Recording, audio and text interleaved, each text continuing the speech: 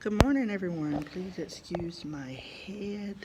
It is a mess, but I'm doing my group leading report, and I chose to do it on money management. Um, I'm actually going to be reading because I typed it out. Um, my name is Jarvette Drummond, and I decided to do a group on money management. The group was done on February the 22nd, 2020 at 5 p.m. Eastern Standard Time. I decided to do the group at my sister's house in the living room area. I got my kids to help me set up, and I had about 11 participants. Out of the 11 participants, 5 of them were kids. The group consisted of my 4 kids, my mom and dad, 3 sisters, niece, and brother-in-law. I was a facilitator and the group leader for this assignment. Group dynamics, content, and process. The group was an open group, which means that anyone could attend. Everyone's participation in the group was voluntary. However, I actually needed everyone to attend so that I can get a grade for my class. My role and involvement in this group is the facilitator and the group leader. The group was created solely for this assignment and this assignment only. Coming up as a child, I never had any guidance when it came to a budget or saving money, anything at all like that. So I did not want my sisters and my kids to make the same mistakes that I had did with money. Self-assessment. The main challenges that I encountered during the group was like people wanting to play. It was a lot of horseplay. Mostly the kids. The younger kids would lose focus from time to time during the presentation. I don't really blame them because kids want to play. I feel that even with kids in the group, though, I did do fairly well.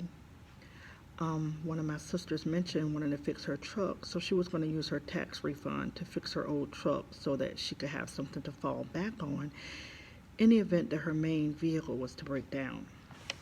My other sister mentioned wanted to take my niece to Hawaii. During the group, I discussed things with them such as the snowball debt method. This method is a debt reduction strategy that allows those with large amounts of debt to pay off their debt by tackling those debts that have the smallest amounts and paying them off first. Using this method, you would still pay the minimum owed on the other accounts until they will eventually have everything paid off. I discussed a 52-week savings plan that had different amounts to save. One of the saving plans was for $10,000 and the other one was as small as $1,000. We discussed bankruptcy as well. This is my second time actually having to file a Chapter 7. I told my sisters and the kids that if they have credit cards that you should never spend more than 30% of your available balance. Doing this would keep your credit score high.